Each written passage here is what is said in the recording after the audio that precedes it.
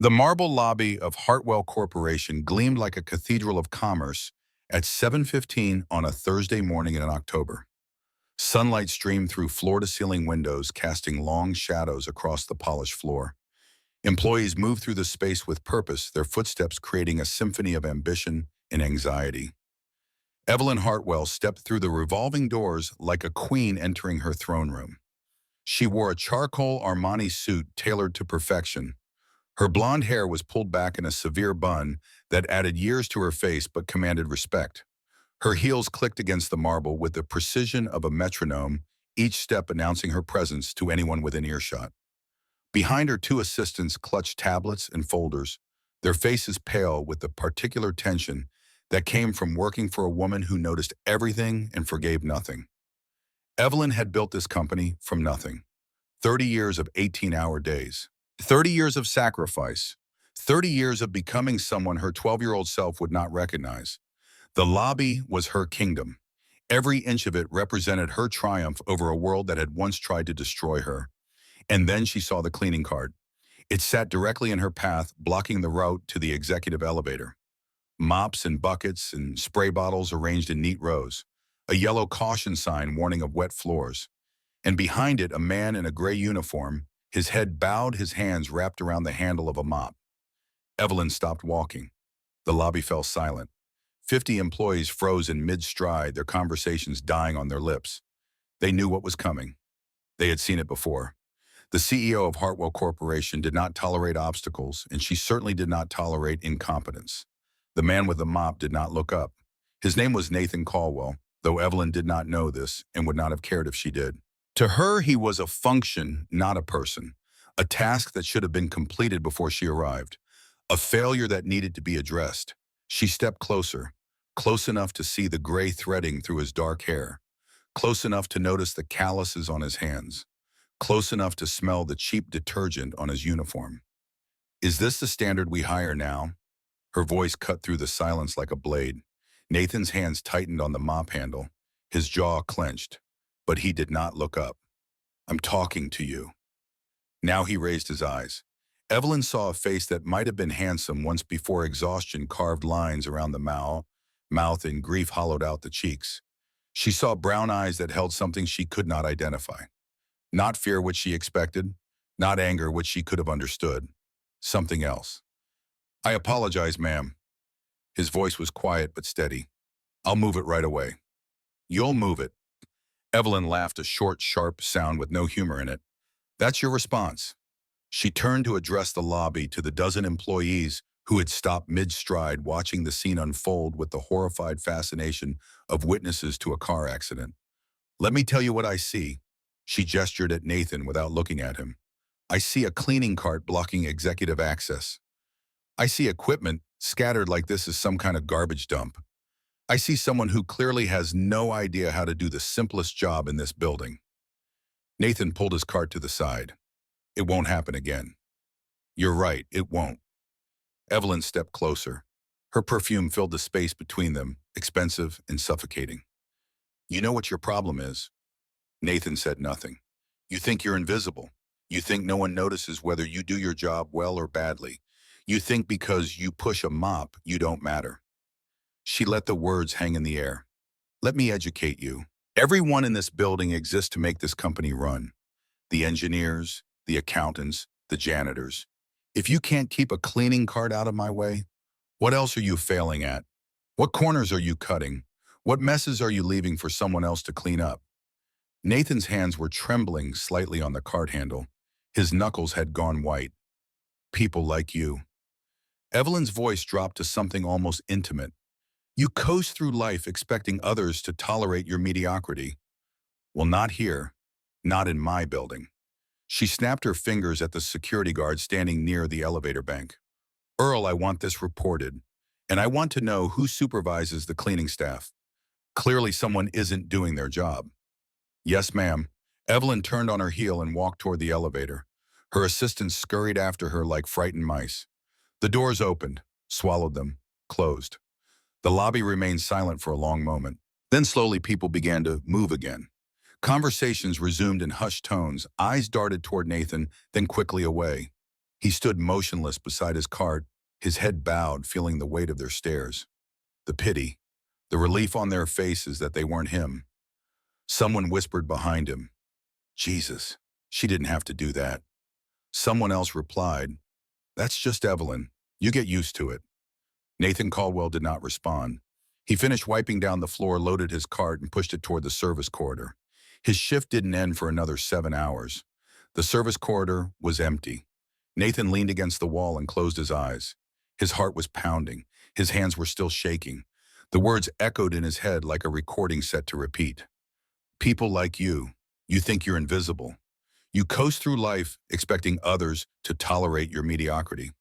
3 decades ago, a different version of Nathan Caldwell would have responded, would have stood tall and told Evelyn Hartwell exactly who she was talking to, would have recited his credentials, his accomplishments, the patents with his name on them. That man was gone. In his place stood someone who had learned the hard way that pride was a luxury he could no longer afford. Nathan reached into his pocket and pulled out a worn photograph. The edges were soft from handling.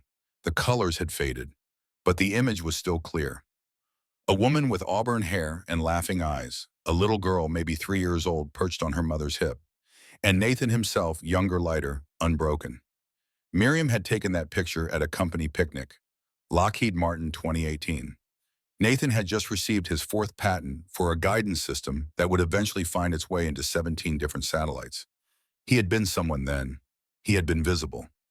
Nathan pressed his thumb against the photograph tracing the outline of his wife's face. She had been gone for 3 years now. Ovarian cancer stage 4. The doctors had given her 6 months. She had fought for 18. Those 18 months had cost Nathan everything. His savings gone in the first 3 months, his 401k cashed out for experimental treatments that insurance wouldn't cover. The house in Westerville sold to pay hospital bills. His car traded for something cheaper, then sold entirely when the bills kept coming. He had borrowed from friends, maxed out credit cards, taken loans from companies that charged interest rates that should have been illegal. None of it had mattered. Miriam died anyway. She died on a Tuesday afternoon in September, holding Nathan's hand, whispering that she was sorry. Sorry for leaving, sorry for the debt, sorry for the burden. Nathan had told her there was nothing to forgive. He had meant it, but meaning it didn't pay the bills. After the funeral, Nathan found himself standing in the ruins of his former life. A mountain of debt, a 3-year-old daughter who didn't understand why mommy wasn't coming home, and a career that had vanished while he wasn't looking. No company wanted to hire an engineer who had been absent for 18 months, whose references were outdated, whose desperation showed in every interview. He needed work, any work. Work that would let him pick up his daughter from daycare by 3 o'clock. Hartwell Corporation was hiring janitors. Nathan took the job. He didn't complain. He didn't mention his past. He showed up every day, pushed his cart, and disappeared into the background. For 3 years it had worked. Until today. Until Evelyn Hartwell decided to see him. Nathan put the photograph back in his pocket and took a deep breath. He thought about walking out, quitting, telling the CEO exactly what he thought of her and her company and her marble floors. Then he thought about Ren, 6 years old, waiting for him at daycare, depending on him for everything. Food, shelter, medicine, love. Ren had a heart murmur. Nothing serious, the doctor said, but it needed monitoring. Every month they checked her vitals, listened to her heart, made sure nothing had changed. So far she had been lucky. Nathan tried not to think about how long luck lasted. He pushed himself off the wall, gripped the handle of his cart, and went back to work. Because that's what fathers did. They swallowed their pride and kept going. And in the back of his mind, Miriam's voice whispered what she had always told him. Hurt people hurt people. Even the cruelest ones are usually just scared. He would hold on to that. He had to. 47 floors above the service corridor, Evelyn Hartwell stood at the window of her corner office and stared out at the Columbus skyline. The city sprawled beneath her like a kingdom she had conquered. Office towers and shopping centers and highways stretching toward the horizon. $10 billion in annual revenue. 4,000 employees. Her name on the building, on the letterhead, on the lips of every business journalist in the country. She had built all of this from nothing. And yet, Evelyn pressed her palm against the cool glass and felt the familiar emptiness that lived in the center of her chest. Behind her, the office door opened. Mrs. Hartwell, Jennifer, her senior assistant, stood in the doorway with a tablet clutched to her chest. The Blackwood Group is waiting in the conference room. They've been there for 20 minutes. Evelyn didn't turn around. Let them wait. The quarterly projections. I said let them wait. Jennifer hesitated, then retreated, closing the door softly behind her. Evelyn remained at the window. The scene in the lobby replayed in her mind. The janitor's face. The way he had looked at her, not with fear or anger, but with something that felt almost like understanding. That look bothered her. It reminded her of someone. Evelyn closed her eyes and the memory came unbidden. A kitchen in a small house in Toledo. The smell of coffee and cigarettes. A man sitting at the table with his head in his hands. Her father. William Bennett had worked at the Hartwell steel plant for 23 years. He had started on the factory floor at 19 and worked his way up to shift supervisor. He had believed in the company, in the promise that loyalty would be rewarded. Then came the layoffs. Evelyn was 12 years old when her father came home with the cardboard box, his tools, his coffee mug, a photograph of the family that had sat on his desk for 2 decades, 23 years of service, and they gave him 20 minutes to clean out his locker. The CEO of Hartwell Steel at the time was a man named Richard Hartwell. Evelyn had looked him up years later after she had built her own empire. He had died in 1998, wealthy and respected, eulogized in the business pages as a visionary leader. He had never known that his decision to lay off William Bennett had consequences. He had never known about the 6 months that followed, the job applications that went nowhere, the interviews that led to nothing, the slow erosion of a man's dignity as he watched his family slip into poverty. He had never known about the morning Evelyn found her father in the garage. The car had been running all night. Evelyn was the one who found him. She was 12 years old. After that, everything changed. Her mother worked 3 jobs to keep them fed. Evelyn studied with a fury that frightened her teachers. She won scholarships, earned degrees, climbed corporate ladders with a single-minded determination that left colleagues in the dust. She swore she would never be powerless again. She swore she would never be invisible. And somewhere along the way, she had become the thing she hated most. A cold executive who looked at people and saw only functions. A leader who measured success in quarterly reports and stock prices. A woman who had forgotten that the workers in her building were human beings with families and dreams and fears, just like her father had been. The irony was not lost on her, but acknowledging the irony did not mean she knew how to change. Evelyn turned from the window and walked to her desk. A photograph sat in a silver frame beside her computer. A little girl with blonde curls and her mother's blue eyes grinning at the camera with a gap-toothed smile. Rosie, 7 years old, the only good thing Evelyn had ever created. The divorce had been finalized 3 years ago. Her ex-husband, a man who had once promised to love her through anything, had eventually grown tired of competing with her company for her attention. He had moved to Seattle, started a new family, reduced his relationship with Rosie to alternating weekends and occasional phone calls. Evelyn told herself it didn't matter. She told herself Rosie was better off without a father who didn't fight for her. But sometimes late at night she wondered if Rosie was better off without a mother who was never home. There was a school play tonight. Rosie had been practicing for weeks, memorizing lines, making her own costume from construction paper and glitter. She was playing a sunflower in the spring pageant. Evelyn had promised to be there. She had promised. But the Blackwood Group was waiting in the conference room. $200 million in potential investment, the biggest deal of the quarter. Evelyn looked at the photograph of her daughter, then at the door to her office. The choice should have been easy. It wasn't. At 3 o'clock that afternoon, Nathan Caldwell finished his shift and changed out of his uniform in the basement locker room. He stuffed the gray clothes into a plastic bag and pulled on jeans and a faded Ohio State sweatshirt. The sweatshirt was old, a graduation gift from his parents, but it still fit, and it reminded him of a time when his future meant something. The bus to Ren's daycare took 45 minutes. Nathan stared out the window and tried not to think about the morning, about the lobby, about the words that had cut deeper than they should have. People like you think you're invisible. He failed. The daycare was in a converted church on the east side of Columbus.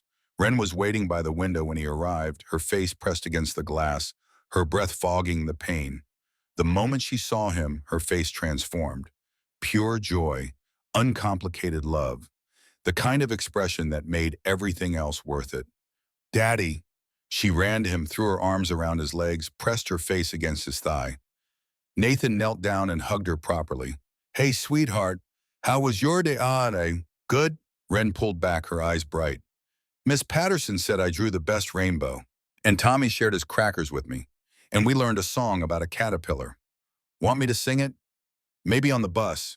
We've got to hurry. Remember doctor's appointment. Wren's face fell. She didn't like the appointments.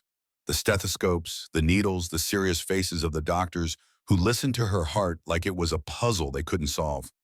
Will they stick me again? Maybe, but you'll be brave, right? Right. Wren straightened her shoulders with exaggerated determination. Mommy said brave people still get scared. They just do the thing anyway. Nathan's throat tightened. That's exactly right, baby. St. Vincent's Hospital was chaos. The pediatric clinic waiting room was packed with crying babies and exhausted parents and children running between chairs. Nathan signed Wren in and found 2 seats wedged between a mother with twins and an elderly man who was snoring. He pulled out a worn copy of Where the Wild Things Are and read to Wren in a low voice. She pressed against his side, her eyes fixed on the pictures, her small hand gripping his sleeve. This was Nathan's favorite part of every day. Not the reading, the closeness, the trust. The way Wren looked at him like he was the strongest person in the world. He wasn't.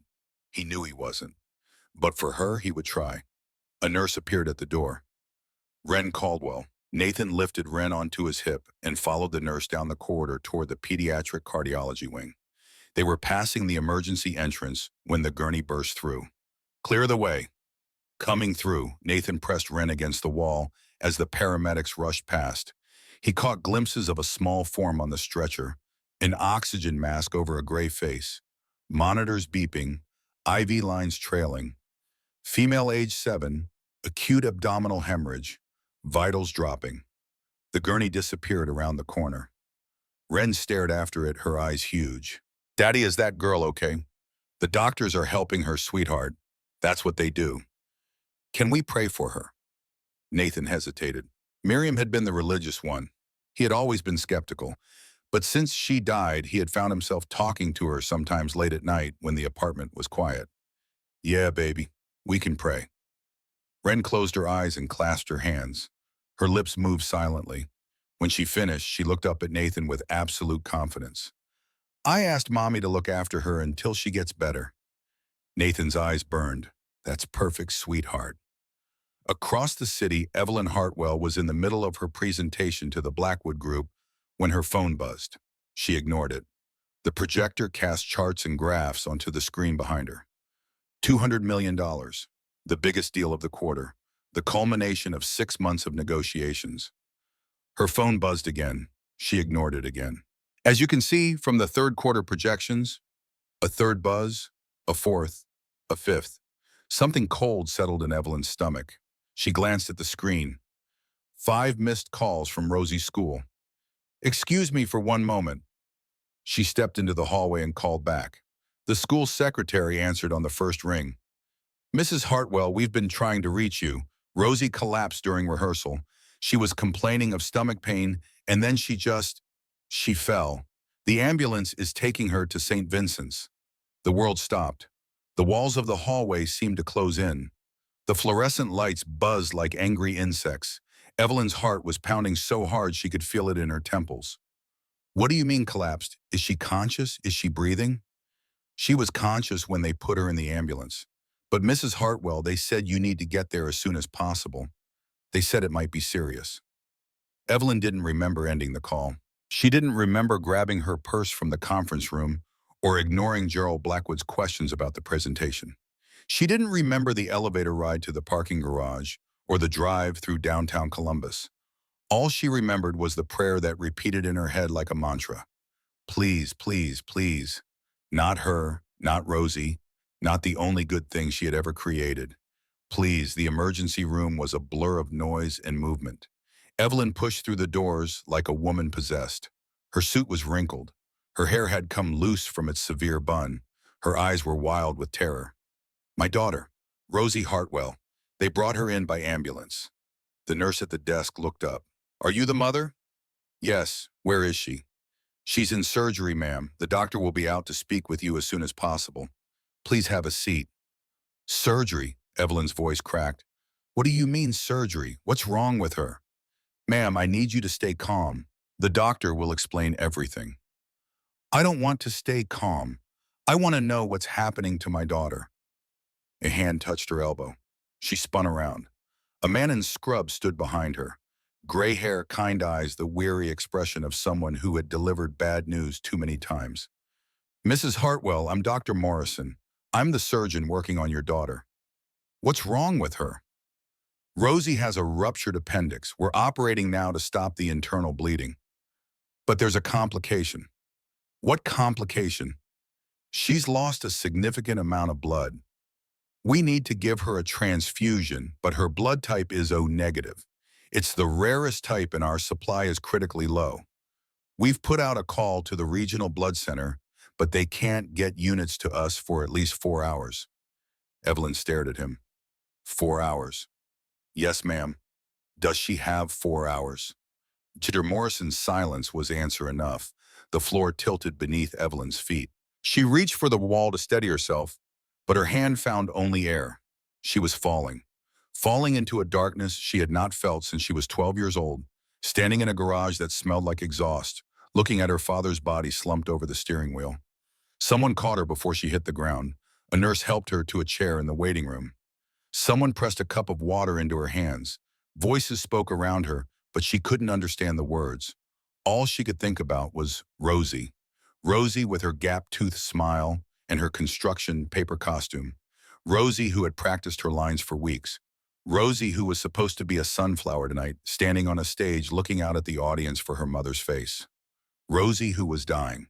And for the first time in 30 years, Evelyn Hartwell's money and power were completely, utterly useless.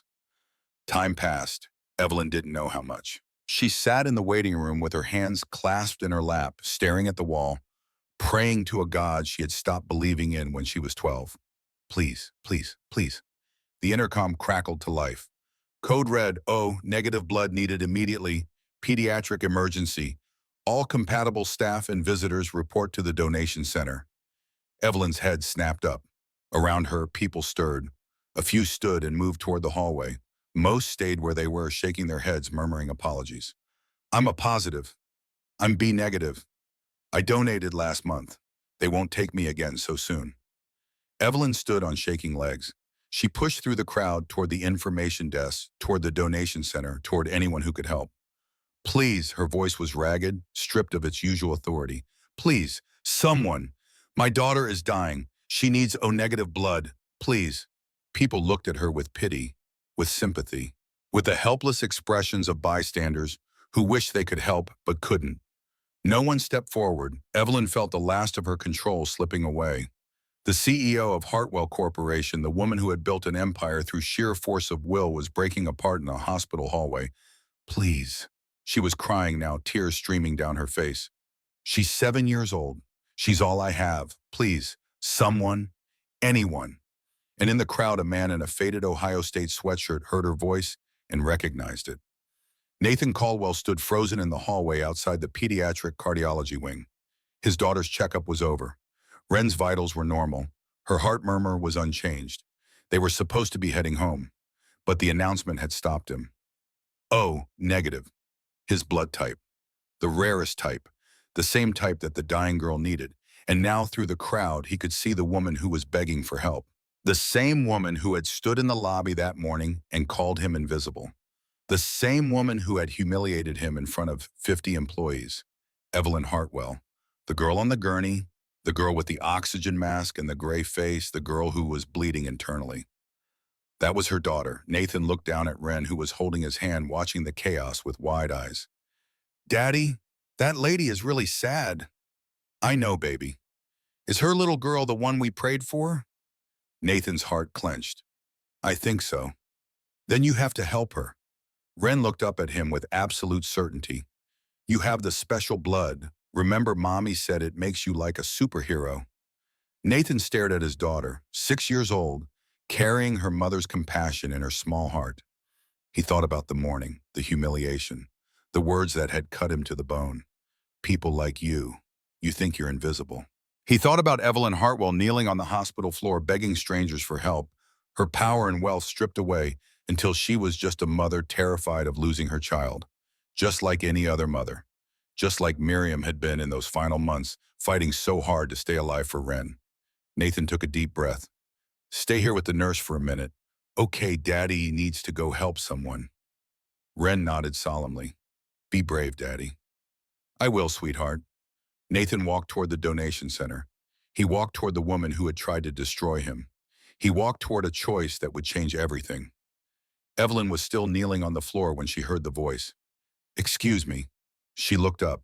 A man stood before her, jeans, faded sweatshirt, brown eyes that held something she couldn't identify. I'm O negative, he said quietly. I can help. Evelyn stared at him. She didn't recognize him, not at first. The context was wrong. He wasn't wearing a gray uniform. He wasn't pushing a cleaning cart. He wasn't standing in a marble lobby with his head bowed. Then she saw his face. Really saw it, and the floor dropped out from under her. The janitor. The man she had called invisible. The man she had humiliated in front of 50 employees. He was standing in front of her, offering to save her daughter's life. Evelyn opened her mouth to speak. No words came out. The man turned to the nurse at the donation desk. My name is Nathan Caldwell, blood type O negative. I'd like to donate for the girl in surgery, the one with the ruptured appendix. The nurse looked at him, then at Evelyn, then back at him. Sir, are you sure the amount of blood this patient needs? It's significant, more than a standard donation. I understand. There are risks. I understand. The nurse hesitated, then nodded. Follow me. Nathan walked past Evelyn without looking at her. He didn't say anything about the morning. Didn't mention the lobby, or the humiliation, or the words that still echoed in both their heads. He just walked toward the donation room, toward the needle that would drain his blood into a bag, toward the chance to save a stranger's daughter. A stranger who happened to be the woman who had tried to destroy him. Evelyn watched him go, and something inside her, something that had been frozen for 30 years, began to crack. The donation room was small and clinical. White walls, fluorescent lights, two reclining chairs positioned side by side, separated by a rolling cart of medical supplies. A window looked out onto the parking lot where the late afternoon sun cast long shadows across rows of empty cars. Nathan Caldwell sat in the chair on the left, his sleeve rolled up past his elbow, a needle buried in the soft flesh of his inner arm.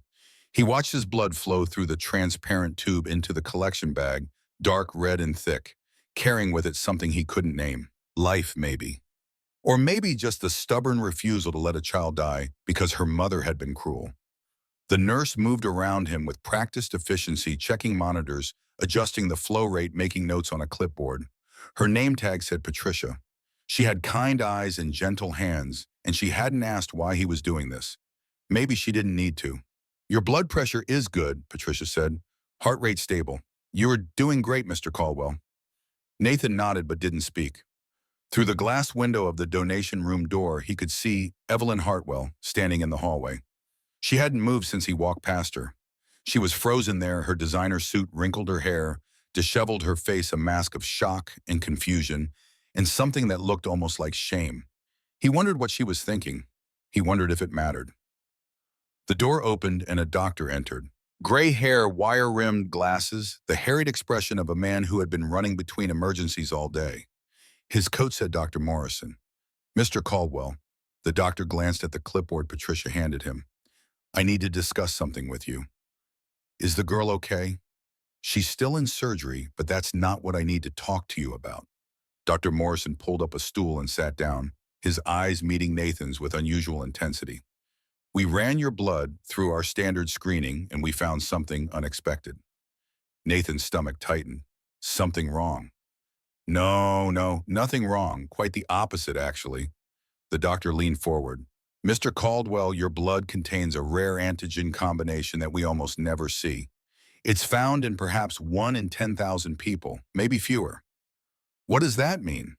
It means your blood is exceptionally compatible with almost any recipient. It's sometimes called Universal Donor Plus. The medical community has another name for it. Dr. Morrison paused. Golden blood. Nathan stared at him. I've never heard of that.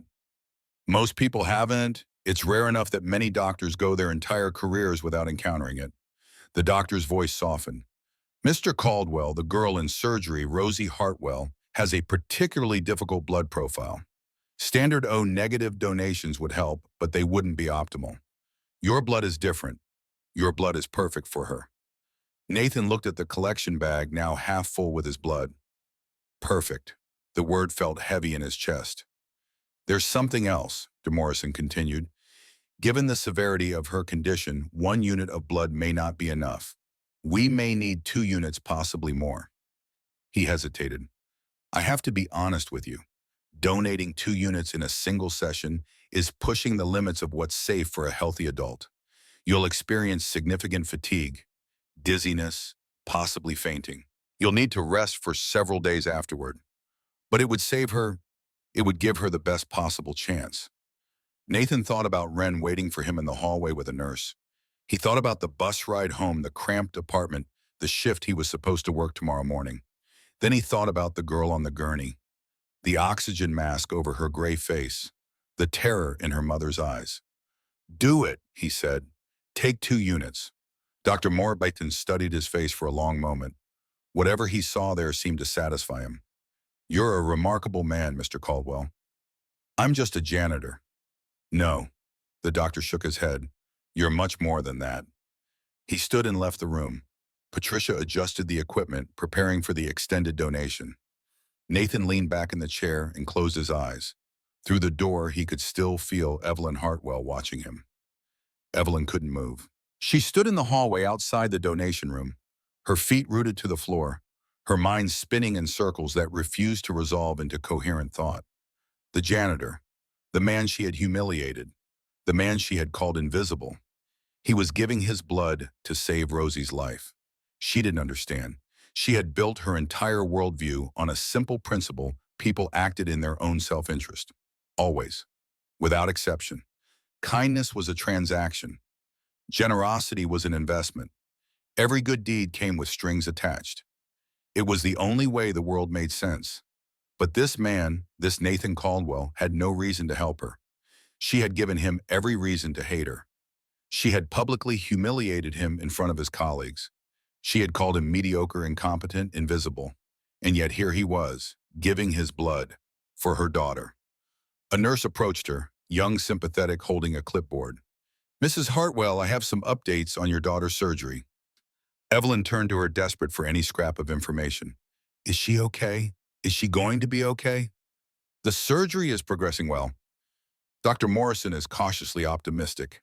In the blood donation, the nurse glanced toward the donation room. Caldwell's blood is exceptional. One of the doctors called it the best possible match they could have hoped for. Who is he? The question came out before Evelyn could stop it. The donor. Do you know anything about him? The nurse hesitated. I shouldn't really discuss other patients. Please, Huecantus. Something in Evelyn's voice made the nurse relent. His name is Nathan Caldwell. He was here with his daughter for a cardiology appointment when he heard the announcement. Apparently, his daughter has a heart condition that requires regular monitoring. The nurse's voice softened. He's donating 2 units of blood, Mrs. Hartwell. That's twice the normal amount. It's not without risk to his own health. Evelyn felt something crack inside her chest. A man with a sick daughter of his own. A man who had every reason to walk away. A man who was risking his own health to save a child he had never met. And she had called him invisible. I need to talk to him, Evelyn said. When he's finished, I need to talk to him. He'll need to rest for a while after the donation, but I can let him know you'd like to speak with him. Evelyn nodded. Thank you. Thank you. The nurse walked away.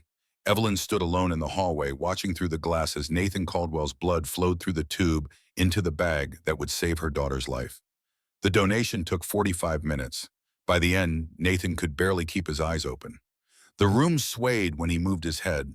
His limbs felt like they were filled with sand, heavy and disconnected from his brain's commands. Patricia helped him sit up slowly, pressing a cotton ball to the needle site, wrapping his arm in gauze. You need to drink this. She handed him a cup of orange juice. And eat these. A package of crackers appeared on his lap. No sudden movements for at least 30 minutes. No driving for 24 hours. And please, Mr. Caldwell, if you feel faint or nauseous, tell someone immediately. I will. Is there someone who can pick you up? You really shouldn't be taking public transportation. Nathan thought about the bus. 45 minutes, 2 transfers, Ren on his lap because the buses were always crowded this time of day. I'll be fine, he said. Patricia looked skeptical but didn't argue. The door opened and Ren appeared, tugging free from the nurse who had been watching her. She ran to Nathan's chair, her small face tight with worry. Daddy, are you okay? The nurse said they took a lot of your blood. Are you going to be empty now? Despite everything, Nathan laughed. No, sweetheart, I'm not going to be empty. My body will make more blood. That's what bodies do. Oh, Ren considered this. So you're like a blood factory. Something like that. That's cool. She climbed into the chair beside him, careful not to bump his bandaged arm. Did you save the girl, the one we prayed for? The doctors are still working on her, but they think she's going to be okay. Ren's face broke into a radiant smile. I knew it. I knew Mommy would help. She always listens when I pray. Nathan's throat tightened. He pulled Ren close, breathing in the familiar scent of her shampoo, feeling her small body warm against his side. Daddy? Yeah, baby. The sad lady is outside, the one who was crying.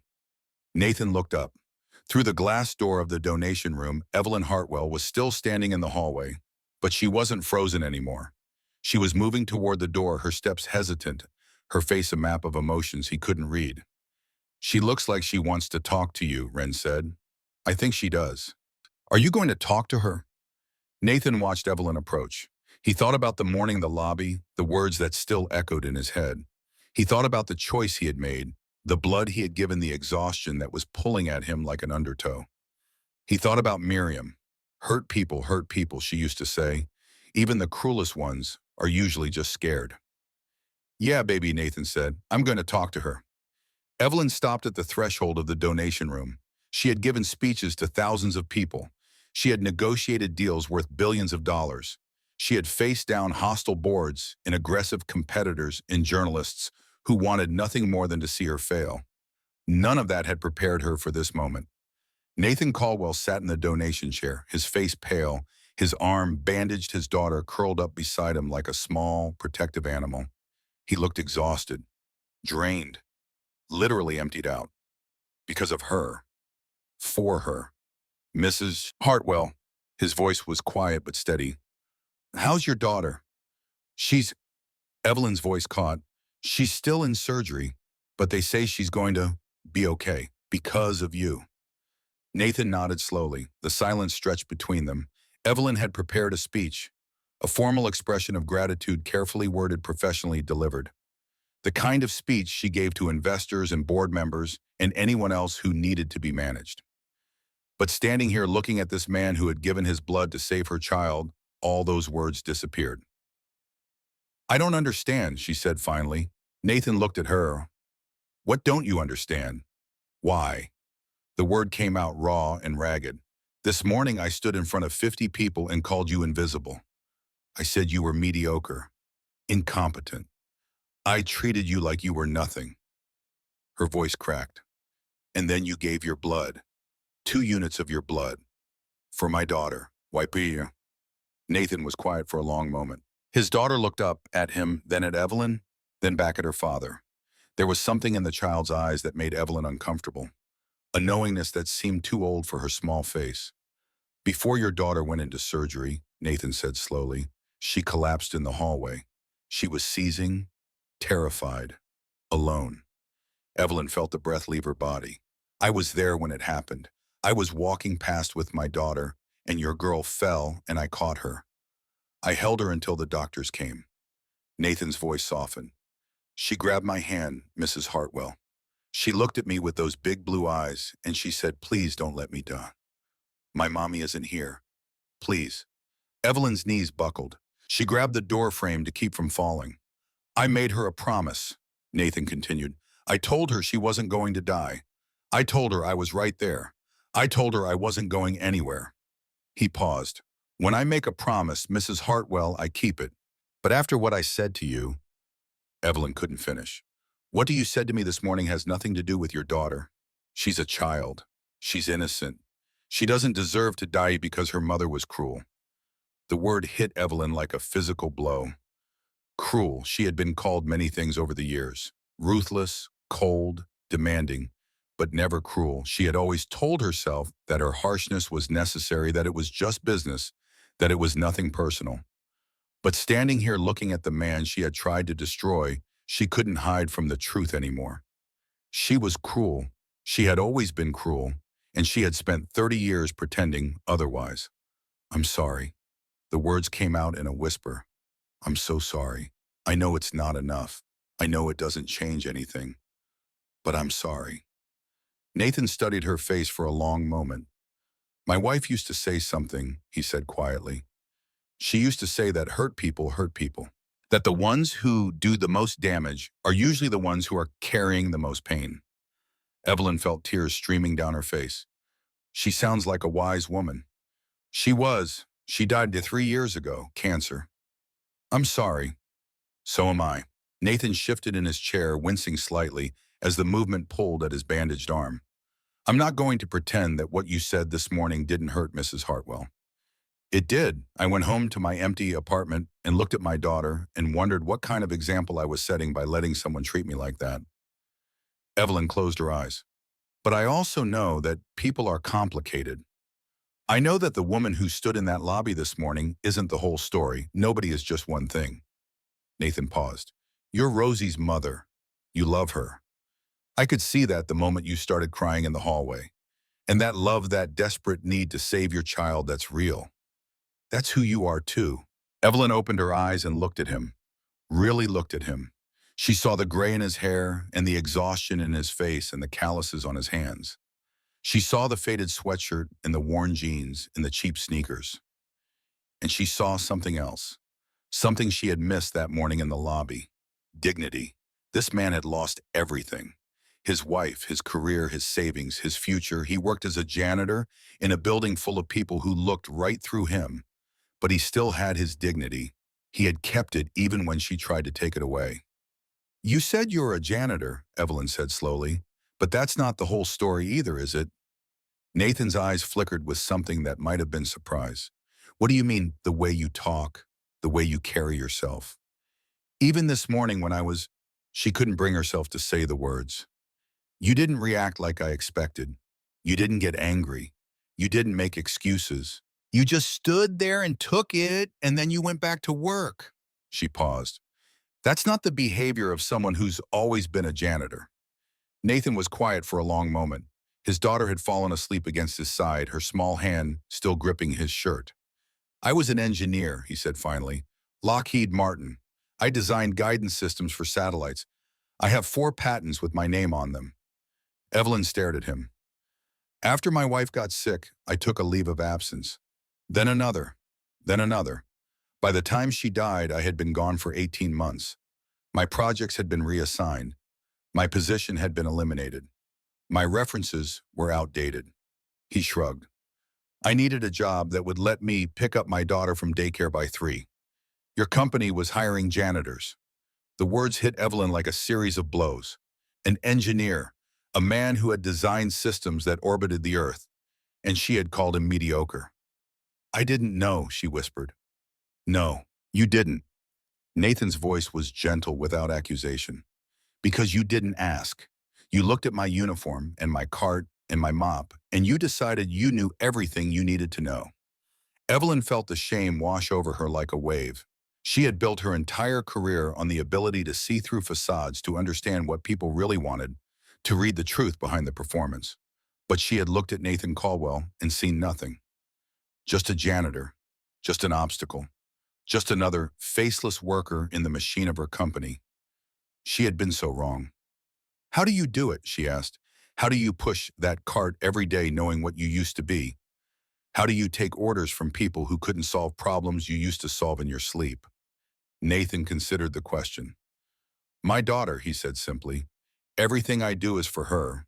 Every shift I work, every insult I swallow, every morning I get up when I'd rather stay in bed. He looked down at Ren, his face softening with love. She lost her mother. I won't let her lose her father, too. Not to pride, not to anger, not to anything. Evelyn felt something shift inside her chest. She thought about Rosie, all the school plays she had missed, all the bedtime stories she had delegated to nannies, all the moments she had sacrificed on the altar of her company. She had told herself it was for Rosie's future, that the empire she was building would give her daughter everything. But what good was an empire if you lost your soul building it? What good was success if your daughter grew up without a mother? I need to be with Rosie, Evelyn said. When she wakes up, I need to be there. Nathan nodded and then go.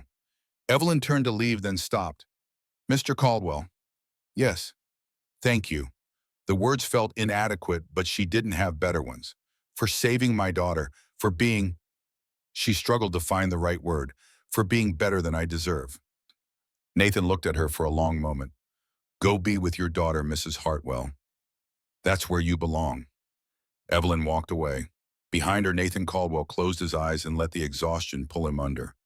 Wren stirred against his side, murmuring something in her sleep.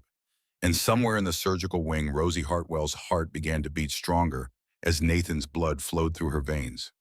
Rosie woke up at 9 o'clock that evening. Evelyn was sitting beside her bed, holding her hand, watching her face for any sign of consciousness. She had been there for hours, refusing to leave, refusing to eat, refusing to do anything except wait. The first thing Rosie said was, Mommy, I'm here, baby. Evelyn's voice broke. I'm right here. Did I miss the play? Evelyn laughed through her tears. Yes, sweetheart, you missed the play. But that's okay, we'll do another play. We'll do 100 plays. Promise, I promise, Rosie smiled weakly. A man helped me. Before the doctors. He held my hand and told me I wouldn't die. Evelyn's throat tightened. I know, baby. I know. He was nice, his eyes were sad but kind. Rosie's voice was fading, sleep pulling her back under. Like Daddy used to look at me before he went away. Evelyn sat there in the darkness, listening to her daughter breathe, thinking about all the promises she had made and broken over the years.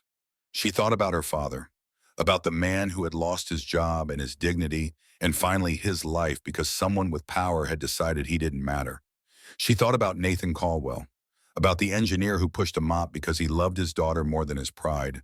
And she thought about herself, about the woman she had become, about the woman she wanted to be. Nathan Caldwell had given her something more valuable than blood. He had given her a mirror. And for the first time in 30 years, she was finally ready to look. 3 weeks after the surgery, Rosie came home from the hospital. Evelyn carried her daughter through the front door of their house in Upper Arlington, past the marble foyer and the crystal chandelier and the professionally decorated living room that had never felt like a home. Rosie weighed almost nothing in her arms. The illness had taken so much from her small body. The round cheeks had hollowed out. The bright eyes had dimmed. The energy that once propelled her through the house like a small tornado had faded to something quiet and fragile. But she was alive. She was alive because a man Evelyn had tried to destroy had chosen to save her. Mommy, Rosie's voice was soft against Evelyn's shoulder. Can we watch a movie? We can watch anything you want, sweetheart. Can we watch it together, not with the nanny? The words hit Evelyn like a physical blow. She thought about all the times she had handed Rosie off to caregivers, all the bedtimes delegated to strangers, all the moments she had missed because she was building an empire that suddenly seemed meaningless. Together, Evelyn said, just you and me. They spent the afternoon on the couch wrapped in blankets watching animated movies that Evelyn had never seen. Rosie fell asleep halfway through the second one, her head resting on Evelyn's lap, her small hand curled around her mother's finger. Evelyn didn't move. She sat there for hours watching her daughter breathe, feeling the weight of her against her legs, memorizing every detail of her face. This was what mattered, not the board meetings, not the quarterly reports, not the empire she had built on the bones of her own humanity. This. Her phone buzzed on the coffee table. A text from Gerald Blackwood. Emergency board meeting. Monday 9 a.m. Your attendance is mandatory. Evelyn looked at the message for a long moment. Then she set the phone aside and went back to watching her daughter sleep. Monday morning arrived with the weight of inevitability. Evelyn walked into the Hartwell Corporation boardroom at exactly 9 o'clock wearing her armor of Armani and attitude. But something was different this time. Something had shifted behind her eyes. The board members were already seated. Gerald Blackwood sat at the head of the table, flanked by two lawyers she didn't recognize. The air in the room was thick with tension. "Evelyn," Gerald's voice was cold, "please sit down." She sat. "I'll get straight to the point. The institutional investors are concerned about your recent behavior, your abandonment of the Blackwood presentation, the rumors about what happened at the hospital." He paused, his eyes narrowing. "Your emotional instability." "My daughter almost died. We understand that, but your response has been disproportionate. You've been absent for 3 weeks. The stock price has dropped 4%, and there are whispers that you've lost your edge." Evelyn looked around the table. She saw the faces of people she had worked with for years, people she had fought beside and against, people who had helped her build this company into what it was. None of them would meet her eyes. "What are you proposing?" she asked. Gerald slid a document across the table. "A vote of no confidence, unless you agree to return to a more stable approach to leadership. No more personal emergencies, no more emotional decisions. The company comes first, always." Evelyn looked at the document but didn't touch it. She thought about everything she had built. 15 years of 18-hour days, 15 years of sacrifice, 15 years of becoming someone her father would not have recognized. And then she thought about Nathan Caldwell, about his voice in the hospital hallway. "What you said to me has nothing to do with your daughter. She's innocent," about the choice he had made, to help someone who didn't deserve it, to be better than the world expected him to be. "My father killed himself when I was 12 years old," Evelyn said quietly. The room went still. "He worked at a factory for 23 years, Hartwell Steel, the same company that became the foundation of this empire." Evelyn's voice was steady, almost calm. "He was laid off by a CEO who never learned his name, a CEO who looked at spreadsheets and saw numbers instead of people. My father couldn't find another job. He couldn't provide for his family.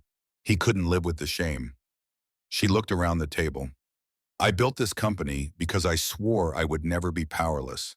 I would never be invisible. I would never be the man sitting in the garage with the engine running." She paused. "But I became something worse. I became the CEO who didn't see, who didn't care, who looked at human beings and saw only functions." Gerald shifted uncomfortably. "Evelyn, this is all very touching, but a janitor saved my daughter's life." Evelyn's voice cut through his objection like a blade. "A man I had humiliated in front of 50 employees gave his blood to save a child he had never met. He did it because he saw a scared little girl who needed help. He didn't see my daughter. He didn't see the CEO's child. He just saw a human being in pain." She stood, her hands flat on the table. "That man taught me something I should have learned 30 years ago. Real strength isn't about power. It isn't about control. It isn't about making people afraid of you." She looked at Gerald. "Real strength is helping people who don't deserve it. Being kind when it's easier to be cruel. Seeing the humanity in everyone, even the ones who can't see it in themselves." She reached into her jacket and pulled out a folder of her own. "You want to fight? Fine, let's fight." She opened the folder. "I'm selling 30% of my personal shares in this company. The proceeds will fund a comprehensive employee support program. Health insurance for every worker, flexible scheduling for parents, emergency assistance for anyone facing a crisis."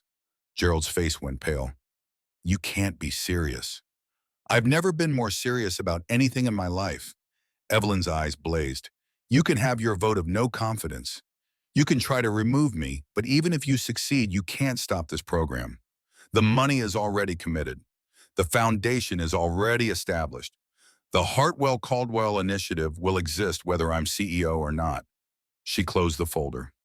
"My father died because a company saw him as expendable. I will not let this company kill anyone else." She walked out of the boardroom, leaving Gerald Blackwood staring after her with something that looked almost like fear. The meeting with Nathan Caldwell happened 3 days later. Evelyn had invited him to her office, but when the time came, she found herself unable to sit behind her massive desk. It felt wrong, too formal, too much like the woman she was trying not to be anymore. Instead, she met him in the small conference room adjacent to her office.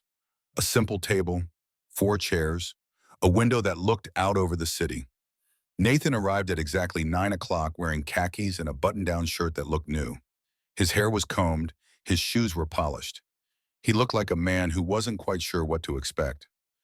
"Mr. Caldwell," Evelyn gestured to a chair. "Thank you for coming." "Mrs. Hartwell." They sat across from each other, the table between them like a no-man's land. "How are you feeling?" Evelyn asked.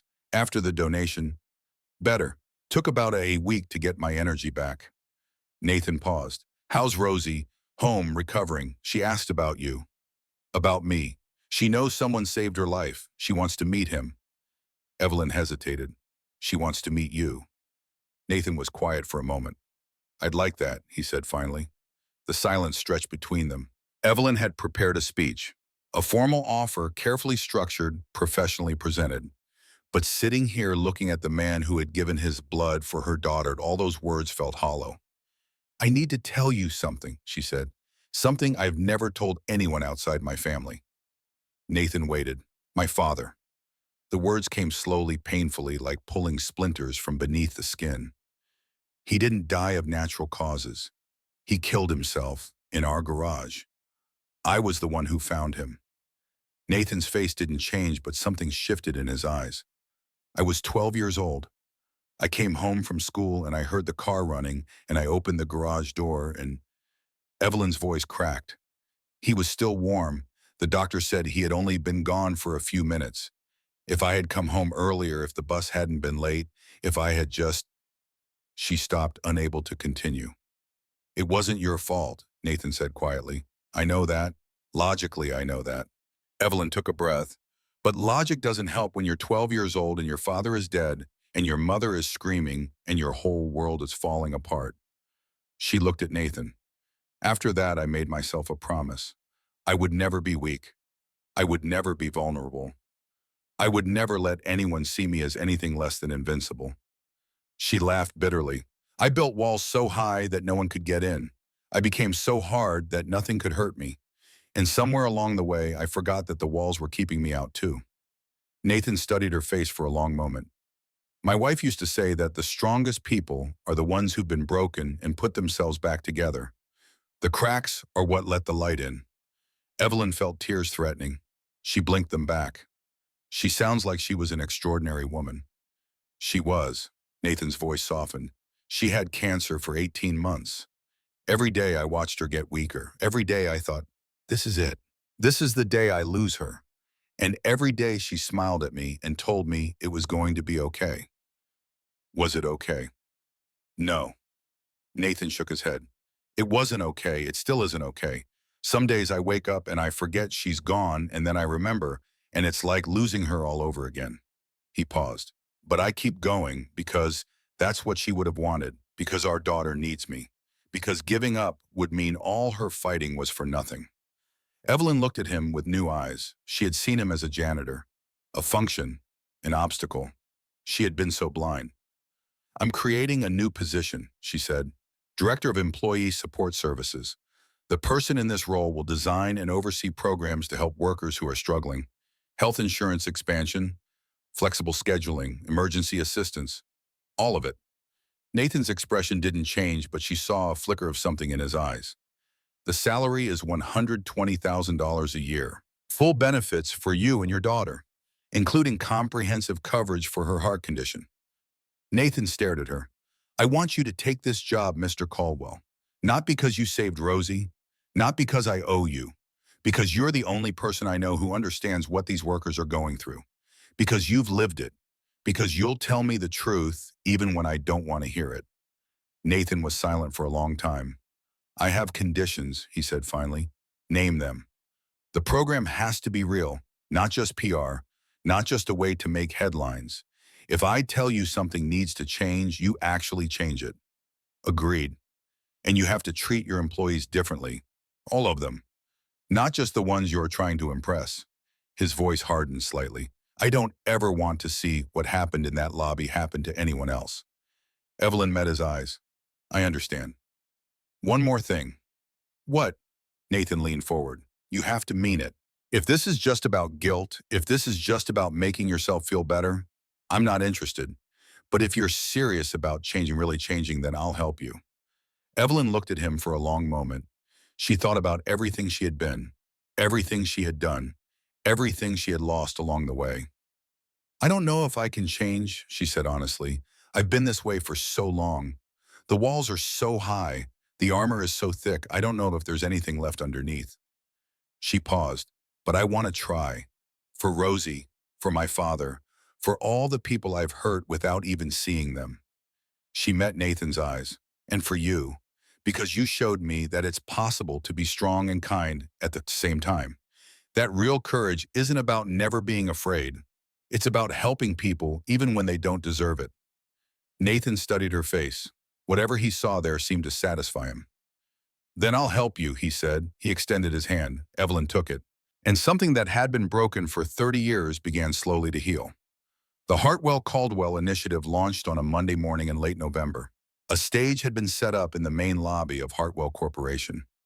Banners announced the program. Rows of chairs filled the space. Employees from every department gathered to witness something none of them had ever expected to see. Their CEO admitting she was wrong. Evelyn stood at the podium looking out at the faces of people who had worked for her for years, people she had never bothered to know, people she had treated as functions rather than human beings. 2 months ago, she began, I stood in this lobby and called a man invisible. The crowd shifted. Some of them remembered. Some of them had been there. I called him invisible because I couldn't see him. I couldn't see past my own power, my own fear, my own desperate need to be in control. She paused. That man saved my daughter's life. He gave his blood for a child he had never met, a child whose mother had tried to destroy his dignity. She looked at Nathan, who was standing at the side of the stage with Ren beside him. Nathan Caldwell taught me something I should have learned a long time ago. The measure of a person isn't how they treat those above them. It's how they treat those below. She turned back to the crowd. My father used to say that. He was a factory worker. He believed in the dignity of labor. He believed that every person deserved to be seen. Her voice cracked slightly. He killed himself when I was 12 years old after being laid off by a company that didn't see him as a human being. I built Hartwell Corporation because I swore I would never be powerless again. But somewhere along the way, I became the thing that killed him. The lobby was utterly silent. This program exists because Nathan Caldwell reminded me that power without compassion is just cruelty with a better suit. Every person in this building matters. Every janitor, every security guard, every cafeteria worker. You are not invisible. You have never been invisible. I was just too blind to see you. She stepped back from the podium. Nathan, would you like to say something? Nathan approached the microphone slowly. He wasn't comfortable with public speaking. He wasn't comfortable being the center of attention, but he had something to say, and these people deserved to hear it. 2 months ago, I was mopping floors, he said. I was invisible. I was just trying to survive, to take care of my daughter, to make it through one more day. He looked at Evelyn. Someone told me that people like me coast through life expecting others to tolerate our mediocrity. Those words hurt.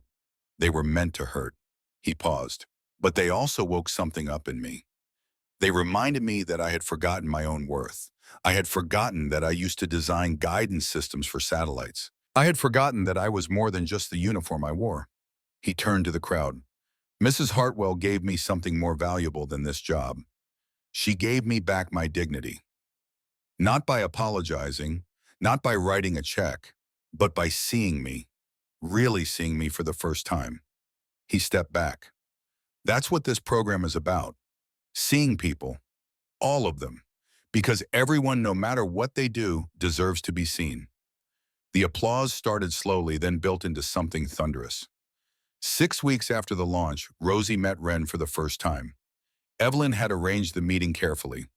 A park near Nathan's apartment, neutral territory, nothing too formal, nothing too overwhelming. But the moment the two girls saw each other, all the careful planning went out the window. Rosie walked up to Ren and stared at her for exactly 7 seconds. Evelyn counted. She couldn't help it. You're the girl whose daddy saved me, Rosie said. Yeah. Ren nodded solemnly. He gave you his blood. The nurses said it's inside you now. So part of your daddy is inside me. That's what Mommy said. She said when people share parts of themselves with other people, it makes everyone stronger. Wren tilted her head. She said that's what love is. Rosie considered this. Does that mean we're sisters now? Wren's face broke into a brilliant smile. I always wanted a sister. Me too. They hugged two small girls who had never met before, but who somehow already understood that they belonged to each other. Evelyn watched with tears streaming down her face. Nathan stood beside her, his hands in his pockets, his expression soft. They're going to be trouble, he said quietly. The best kind of trouble. Is there any other kind? Evelyn laughed and it surprised her. She couldn't remember the last time she had laughed like that. Freely, without calculation, without wondering what impression she was making. Thank you, she said. Nathan looked at her. For what? For giving me a second chance. For believing I could change. She struggled to find the words. For not letting me stay invisible to myself. Nathan was quiet for a moment. My wife used to say that everyone deserves a second chance. That people can change if they really want to. He paused. I didn't believe her for a long time. After she died, I thought the world was just cruel and random, and there was no point in hoping for anything. What changed, Wren? He watched his daughter chasing Rosie across the playground. Every morning she wakes up believing that today will be better than yesterday. Every night she falls asleep trusting that I'll be there when she wakes up. She has faith in me even when I don't have faith in myself. He turned to Evelyn. You asked me once why I helped Rosie, why I gave my blood for a stranger's child. His voice softened. It's because I want to be the person Wren thinks I am. I want to be worthy of her faith. Evelyn felt something shift in her chest. I want that too, she said quietly. I want to be worthy of Rosie's love, of my father's memory, of the second chance you've given me. Then be worthy. Is it really that simple? Simple yes, easy no. Nathan smiled slightly, but nothing worth doing is ever easy. Christmas Eve arrived with a gentle snow. Nathan had invited Evelyn and Rosie to spend the holiday at his apartment. It was a small space, cramped and worn, nothing like the mansion in Upper Arlington. But Wren had insisted, and Nathan had learned long ago that arguing with his daughter was pointless. Evelyn stood in the doorway looking at the tiny living room with something like wonder. Paper snowflakes hung from the ceiling. A small artificial tree stood in the corner, draped with lights and ornaments that Wren had made herself. Construction paper Santas covered the walls like wallpaper. Wren did most of it, Nathan said, watching her face. She wanted it to feel like a real Christmas. Evelyn's eyes glistened. It does. It feels exactly like a real Christmas. She hadn't had a real Christmas since her father died. The holidays had become just another obligation, another box to check, another event to delegate to staff and caterers. But this tiny apartment with its crooked decorations and its burned toast and its overwhelming warmth felt more like home than any mansion ever had. They ate dinner together at the small kitchen table. Turkey that was slightly overcooked, mashed potatoes from a box, green beans that Wren had helped make and was extremely proud of. It was the best meal Evelyn had ever eaten. After dinner, they gathered in the living room to exchange presents. Rosie had brought gifts for everyone, professionally wrapped, expensive and personal. But Wren had made her presents by hand, and those were the ones that brought tears to everyone's eyes. For Rosie, a scrapbook filled with drawings and stickers and photographs from the past 6 weeks of their friendship. For Evelyn, a card that said, "Thank you for letting us be family," in wobbly 6-year-old handwriting. For Nathan, a macaroni picture frame containing a photograph of the 4 of them together at the park. Our family, Wren said proudly, pointing at the picture. Evelyn looked at the image. 2 adults, 2 children, standing together in the autumn sunlight, smiling at the camera like they had known each other forever. Our family. The words hit her like a wave. Wren, she said softly, this is beautiful. Daddy helped me glue the macaroni. I picked the shapes. It's perfect.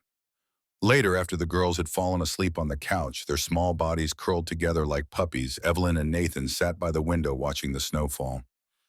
I haven't had a Christmas like this since I was a child, Evelyn said quietly. Before my father died, before everything changed. Neither have I. Nathan's voice was soft. Miriam loved Christmas. She would start decorating in October, drive me crazy with carols and cookies, and all of it. After she died, I couldn't bring myself to celebrate. It felt like a betrayal. What changed, Ren? He smiled slightly. She asked me why Santa didn't come to our house anymore. She thought it was because she had been bad. His voice cracked. I realized I was so lost in my own grief that I was taking Christmas away from my daughter. So I put up the tree. I hung the lights. I made it real for her. And for yourself. That took longer. He paused. But eventually I realized that celebrating didn't mean forgetting. It meant honoring. Miriam would have wanted us to be happy. She would have wanted us to keep living, keep loving, keep finding joy wherever we could. Evelyn was quiet for a moment. I've spent 30 years building walls, she said, keeping everyone out, protecting myself from ever feeling the way I felt when I found my father. She looked at Nathan. But the walls didn't protect me. They just made me alone. Nathan turned to face her. You're not alone anymore. I know. Evelyn felt tears sliding down her cheeks. That's what scares me. I don't know how to do this. I don't know how to let people in. I don't know how to be vulnerable without feeling like I'm going to shatter. You don't have to know how, you just have to try. What if I fail? Then you try again. Nathan's voice was gentle. That's what courage is, Evelyn. Not never falling, falling and getting back up. Evelyn looked at him, this man who had lost everything and rebuilt himself from the ashes. This man who had saved her daughter's life and then saved her soul. You've given me something can't repay, she said. Not with money, not with a wall, not with anything I have. What's that hope? The word came out barely above a whisper. I had forgotten what it felt like. To believe that things could be better. To believe that I could be better. Nathan reached out and took her hand. Miriam used to say that hope is the most stubborn thing in the world. You can bury it under grief and fear and years of disappointment, but it never really dies. It just waits until you're ready to let it grow again. Evelyn squeezed his hand. Outside the window, the snow continued to fall, blanketing the city in white. On the couch, Rosie and Wren slept peacefully, their hands intertwined. And in the small, warm apartment, two broken people sat together in the Christmas light, learning how to heal. New Year's Eve brought fireworks. They gathered at Evelyn's house, this time the four of them together, watching the celebrations on television and waiting for midnight. At 11:45, Wren tugged on Nathan's sleeve. Daddy? Yeah, baby. Can I tell you something? Always. Wren looked at him with her mother's eyes, serious and knowing. I dreamed about Mommy last night. Nathan's heart clenched. What did she say? She said she's proud of you. She said you are doing a good job. She said to keep going even when it's hard. Nathan couldn't speak. His throat was too tight. She said something else too. What? Wren glanced at Evelyn, who was sitting across the room with Rosie. She said it's okay to love new people. That loving new people doesn't mean you love her less. It just means your heart is getting bigger. Nathan stared at his daughter, 6 years old, carrying her mother's wisdom in her small heart. Mommy was the smartest person I ever knew, he said. I know, Wren smiled. That's why I listened to her. At midnight, the fireworks exploded outside the windows. Evelyn stood beside Nathan, watching the colors burst against the dark sky. I spent my whole life building walls, she said quietly, keeping everyone out, making sure no one could ever get close enough to hurt me. Nathan looked at her. You didn't tear them down, Evelyn continued. You didn't force your way through, she searched for the words. You walked around them. You found a way in without destroying anything. Nathan smiled slightly. That's what invisible people do best. Evelyn laughed, and it was the most beautiful sound Nathan had heard in years. You were never invisible, she said. I was just too blind to see you. And now, Evelyn turned to face him fully. Now I see everything. She leaned forward and kissed him. It was gentle, tentative. The first touch of two people who had been broken by the world and were slowly learning to trust again. When they pulled apart, Nathan saw tears in her eyes. I don't know where this goes, Evelyn said. I don't know if I'm capable of being the person you deserve, but I want to try. I want to be worthy of this, of you, of our family. Nathan reached up and wiped a tear from her cheek. Miriam used to say that love isn't about being worthy. It's about showing up every day, even when it's hard, even when you're scared, even when you don't know what you're doing. She sounds like she was an incredible woman. She was. Nathan paused. And she would have liked you. Even after what I did, especially after what you did. He took her hand. She believed in redemption, in second chances, in the ability of people to change. Evelyn squeezed his hand. Outside, the fireworks continued to explode, painting the sky in brilliant colors.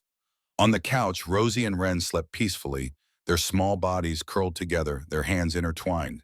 And in the light of the new year, two people who had lost everything found something they never expected: each other.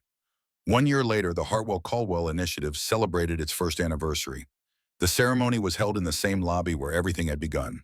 Banners hung from the ceiling. Thousands of employees filled the space. The press had come from across the country to witness what many were calling the most significant corporate culture change in a generation. Evelyn stood at the podium looking out at the faces of people whose lives had been transformed. Frank Rodriguez, whose diabetes was now under control because the company insurance covered his medication. Linda Martinez, whose flexible schedule allowed her to care for her aging mother without losing her job. Marcus Thompson, whose son could finally breathe easily because the insurance covered his asthma treatment. Thousands of stories, thousands of lives, thousands of people who had been seen finally for the first time. My father once told me something, Evelyn began. He said the measure of a person is not how they treat those above them, it's how they treat those below. She looked at Nathan, who stood at the side of the stage with Ren and Rosie beside him. The girls were holding hands as they always did now, sisters in every way that mattered. I forgot that lesson for 30 years. I forgot that the people who clean our floors and guard our doors and serve our food are human beings with families and dreams and fears. I forgot that power without compassion is just cruelty in an expensive suit. She paused. 1 year ago, a man I had called invisible saved my daughter's life. He gave his blood for a child he had never met.